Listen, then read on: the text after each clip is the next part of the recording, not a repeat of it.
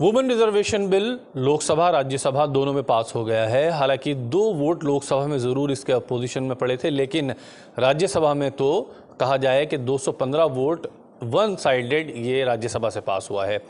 कुछ इख्तलाफ रहे जिसमें ये कहा गया कि ओबीसी को भी इसमें आरक्षण मिलना चाहिए और ख़ास तौर से माइनॉरिटीज़ को भी मिलना चाहिए।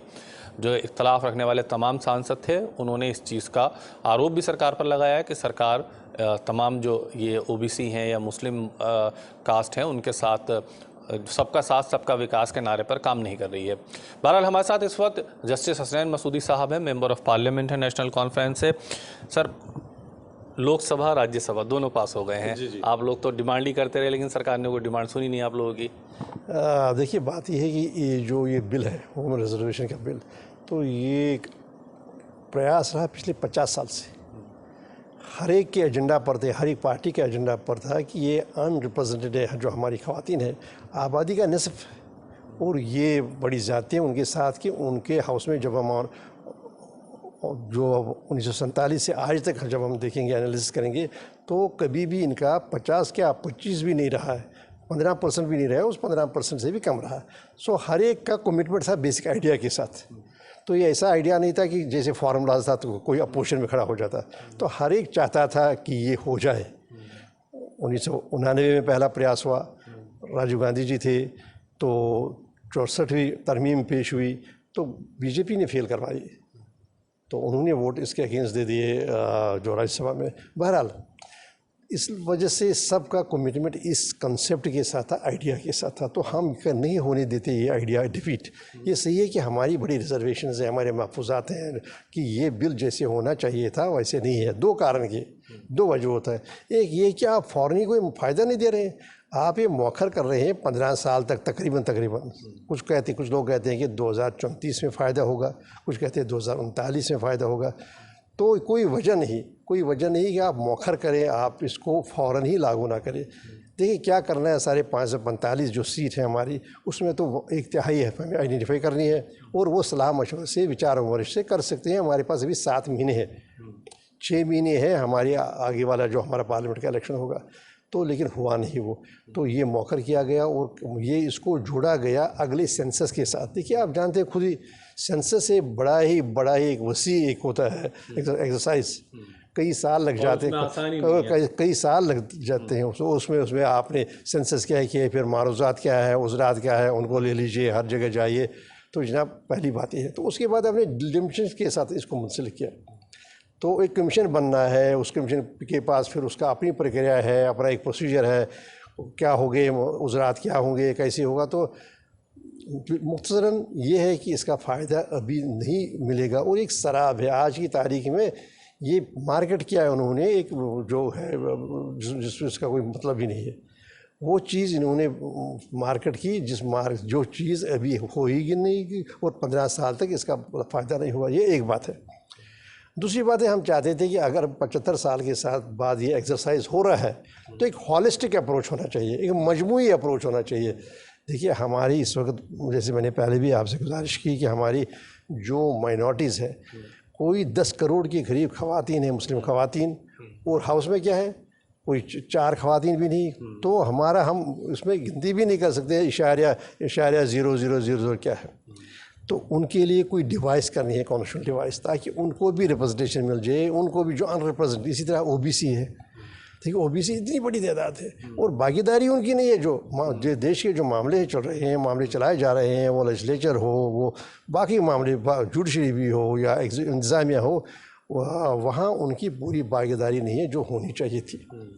तो अगर उनको एक सेंस ऑफ पार्टिसिपेशन देनी है कि वो भी हिस्सा है इस सारे जो ये कारवां, हमारा जो मुल्क का कारवां चल रहा है, तो ज़रूरी था कि उसके लिए भी कुछ करते। लेकिन क्या किया इन्होंने, अभी बीजेपी ने सियासी मकासद की वजह से ये एक इम्प्रेशन दिया, ये मार्केट किया, ये सेल किया कि हमने जी वो जो रिजर्वेशन है वो हमने अमलाया, जबकि फिलवाका अगर आप एक क्लोजर लुक देंगे तो कुछ अमलाया है नहीं। और ये भी मालूम है कि 15 साल के बाद क्या कैसे शेप अप हो जाएगा, क्या मामले होंगे, क्या इसके क्या चैलेंजेस होंगे। इसमें एक सवाल बहुत अहम ये भी है कि अगर मान लीजिए कोई बीच में दूसरी गवर्नमेंट आ जाती है, बीजेपी के अलावा कोई इंडिया अलायंस या किसी और गवर्नमेंट की सरकार अगर आती है, तो क्या इसमें अमिटमेंट किया जा सकता है, पहले लाया जा सकता है? नहीं, क्यों नहीं, देखिए जी, हमेशा ये तो देखिए, आइन जो है, आइन एक डायनेमिक है, ये कोई स्टैटिक नहीं है, मोनोलिथ नहीं है।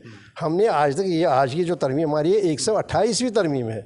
आप देखिए इस सफ़र में 1950 से इस देखिए 50 साल और 74 साल 75 साल के सफ़र में हमने 128 बार इसको एक रिव्यू किया है, इस पर एक सेकंड लुक दिया है जो कॉन्स्टिट्यूशन है।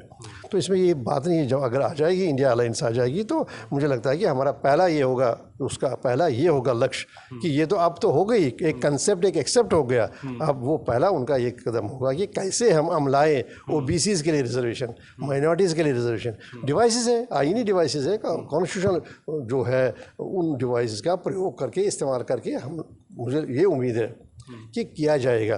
लेकिन चलिए, अभी ये बीजेपी इस फिराक में थी कि वो 2024 के इलेक्शन का एक एजेंडा सेट करती। चंद्रयान का कल सारा दिन चंद्रयान में गया, तो अगर हम देखें कि वो तो अपनी जगह पर कामयाबी एक है, लेकिन अभी हम 50 साल पीछे हैं। देखिए, एक इंसान ने जब पहला कदम रखा चांद पर, वो तो तब से आज तक आप देखिए कितने साल हुए, 50 साल हुए। तो अभी हमारा हमारा वो मुकाम नहीं आया, लेकिन फिर भी हम कहते हैं कि हाँ जी, हर एक साइंसदान हमारे जो है मुबारकबाद के मुस्तहिक हैं। लेकिन वहाँ भी आप सारा क्रेडिट ना लीजिए। जिसने ये इमारत बनाई, आप तो 5वीं या 6ठी मंजिल बना रहे हैं, तो जिसने नीचे से बुनियाद, वही मैंने पार्लियामेंट में भी कहा, जिसने इसकी बुनियाद डाल दी, 4 मंजिलें बनाई, 5 मंजिलें बनाई, भाई उसका भी जिक्र कीजिए।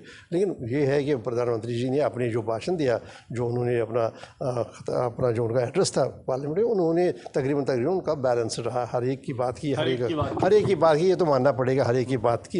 लेकिन दाएं बाएं वाले जो लोग हैं वो चाहते हैं कि वो क्रेडिट सारा एक्सक्लूसिव ले लिए, वो भी कोई अनफेयर बात है। ये भी अनफेयर होगा कि हम इनको क्रेडिट ना दें, इस वक्त ड्राइविंग सीट में यही है जो कुछ गया। लेकिन ये भी अनफेयर है कि हम उनको, जिन्होंने मिजाज एक बनाया, साइंसी मिजाज जो मुल्क में बनाया, इसकी तमीर तश्कील जो की, वो तो पहले वज़ीर आज़म ने की।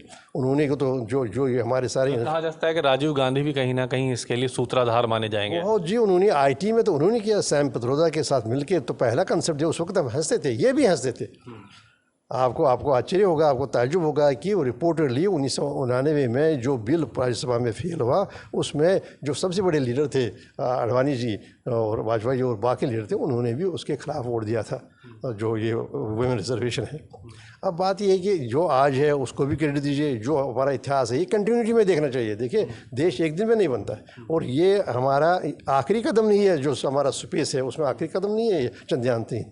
इसके आगे हमें जाना है, और हमारा प्रयास आगे होना चाहिए कि नहीं, हमारा कदम रखे। हमारा एक, जैसे कल्पना चावला को भेजा था मैडम गांधी ने, तो वो क्या नाम है, कल्पना चावला, उससे पहले जब उसे कल्पना चावला तो गई थी, और उनका ट्रेजिकली वो रही नहीं, वो तो उसमें उसकी मौत हो गई। लेकिन एक और भी थे जिनको यहाँ से भेजा गया था स्पेस में, और स्पेस में उन्होंने कहा था कि कैसा दिखता है, जैसे मैडम गांधी ने उनसे पूछा था। तो जनाब, मिल मुलाद के ये क्रेडिट सबको मिलना चाहिए, लेकिन ये है कि होना चाहिए था, हमें बड़ी खुशी होती कि अगर फ़ौरन ही ये रिजर्वेशन अगर फ़ौरन ही ख़वातीन को मिलती। 2024 में हम देखते साहब, हमारे हाउस में कोई 180 के करीब ख़वातीन कम से कम चुन के आ जाती, तो बड़ी खुशी होती। लेकिन क्या है कि एक ख्वाब बेचा गया, एक शराब एक बेचा गया, एक मिराज बेचा गया, तो मालूम नहीं कि वो किस दिशा में जाएगा, आगे क्या होगा। चलिए, शुक्रिया बातचीत करने के लिए। वीडियो जर्नलिस्ट साजिद के साथ ताबिश कमाल, दिल्ली।